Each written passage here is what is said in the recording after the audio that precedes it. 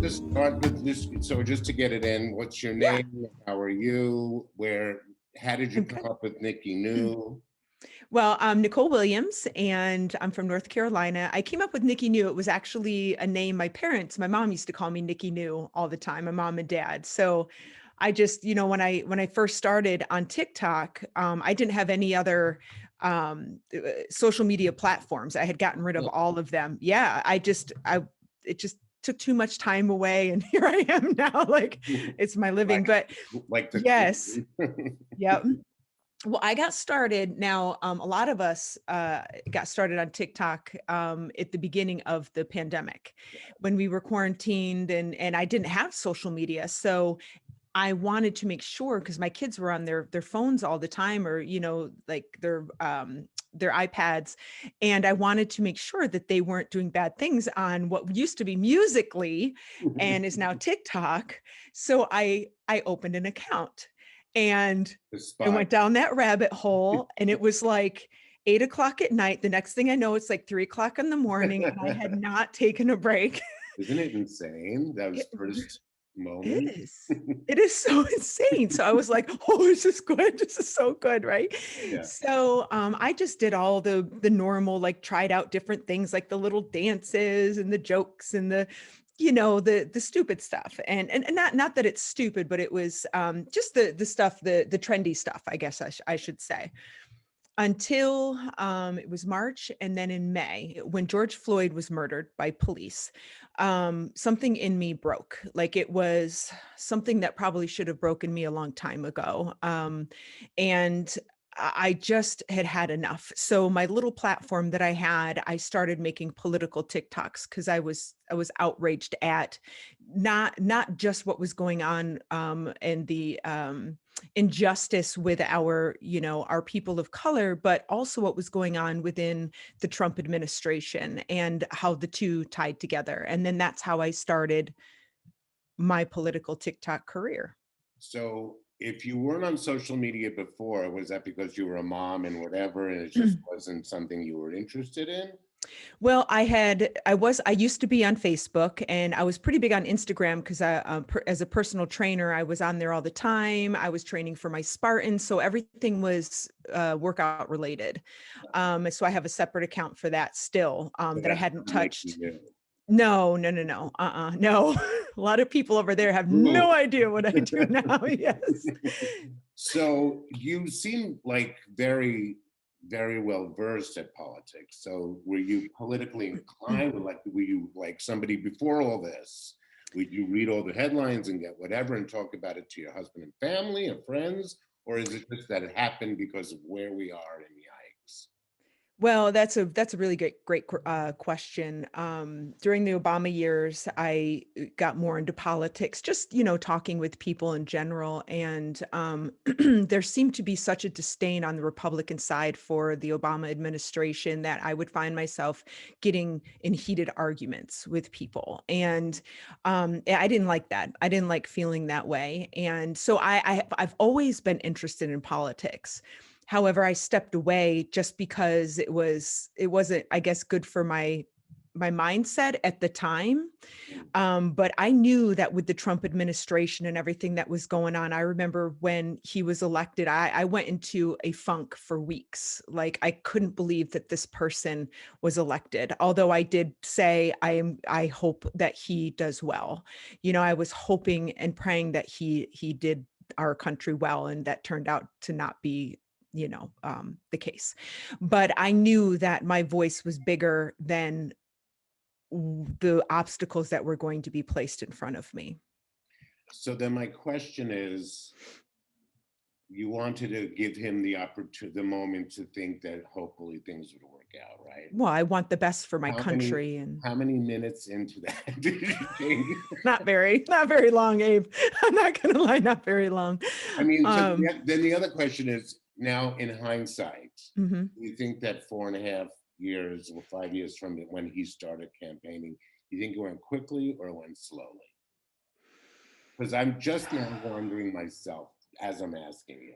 I feel like it was I had so much going on in my life at that time, like, running my Spartans and training for my Spartans and my kids in grade school and, entering high school. And it just felt like, to me, it was like this building disdain for the administration. And we went live during the insurrection, right? That she was with me there.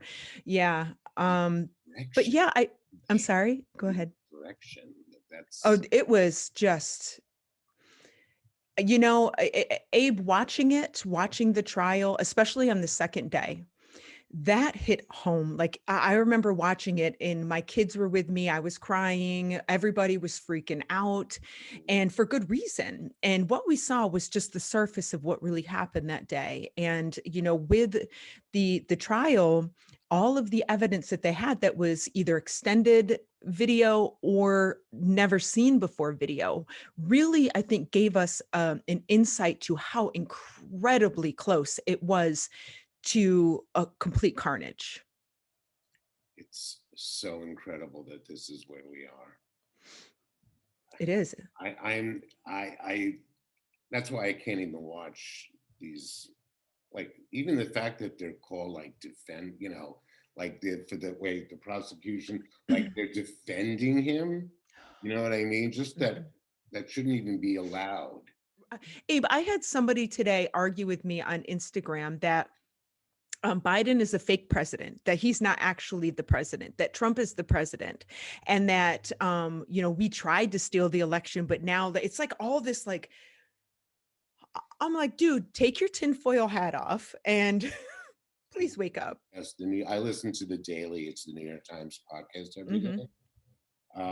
And they had a woman who graduated Harvard, total QAnon, ended her relationship with her family, friends, alien, lives in New York City on the Upper East Side, My a God. Harvard graduated.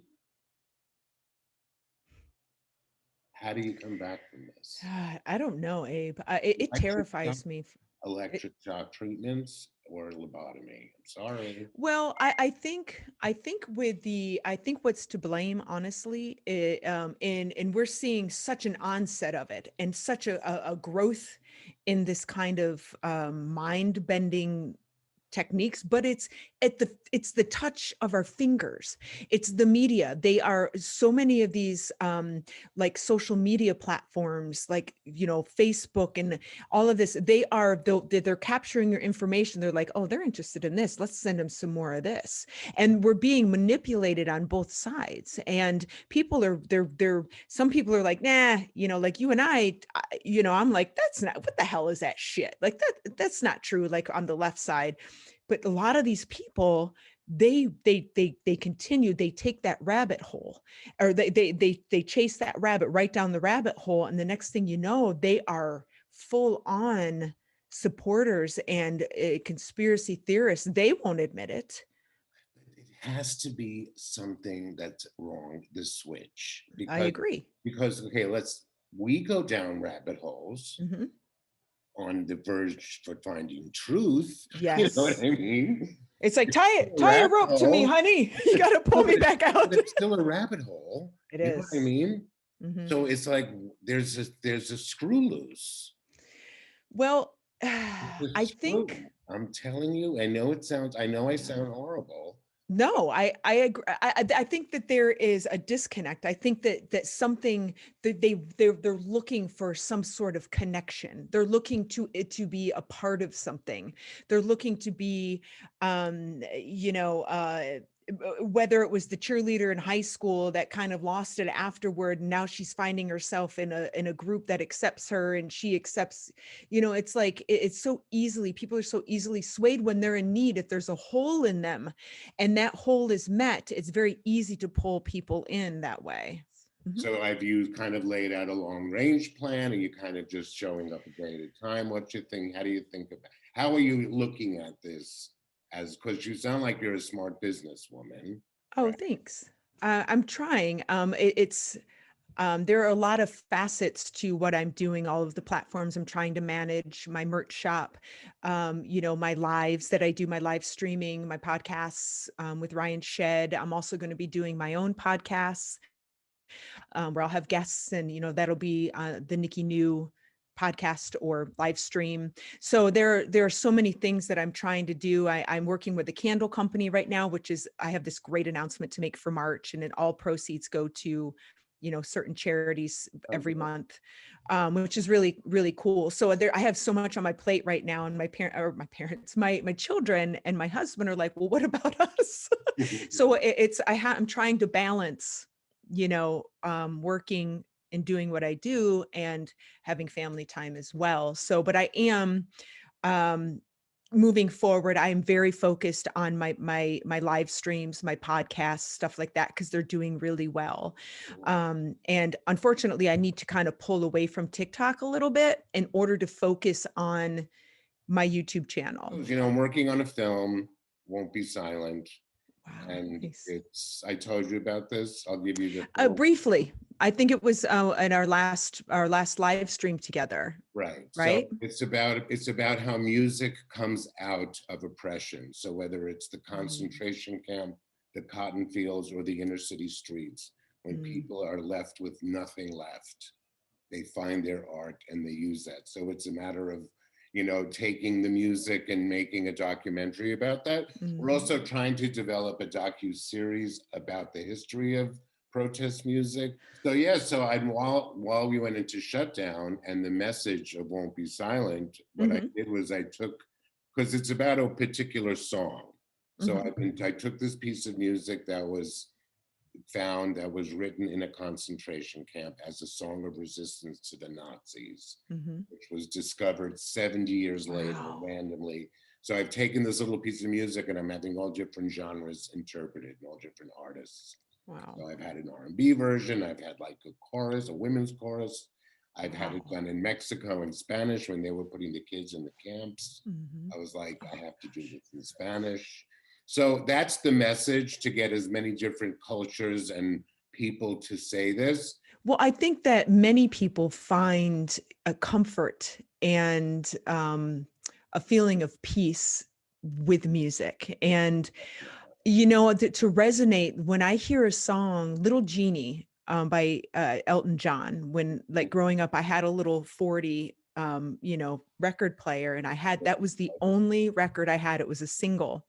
And I used to play that over and over and over. And it was my favorite song growing up. So I hear it now and I immediately stop what I'm doing. And just the power behind that song for me is I don't know, it lights something in me, like this warmth and happiness within me. And I think that music has that power. And maybe that's why during these dark days that, of oppression, they sought out music, to bring comfort. And And the same thing with like, even in the urban areas like at Compton, that emerged that whole hip hop music. Oh yeah. Yeah. They were penniless, you know what I mean? And even what was in Detroit? Motown. Yes. Motown was poor, Detroit, whatever, but look what happened with that music to honor that culture and, and to make it elegant. And you know what I mean? They just really did an amazing thing in Detroit back then. So I agree. And I'm glad to be working with music as a wonderful. Thing. Yeah. I think it gives people, when they're oppressed like that, a sense of freedom and being able to use what they have and not have that part of them oppressed. Like, you know what I mean? To have their voice heard in a way and tell their story through music. Oh, Abe, thank you so much. I adore you. Have a great weekend. I adore you too. I hope you have a great weekend too. Mwah. I will. You too. Say hi to the kids. Yes, I will. Say hi to your hubby. Well. Bye. Peace.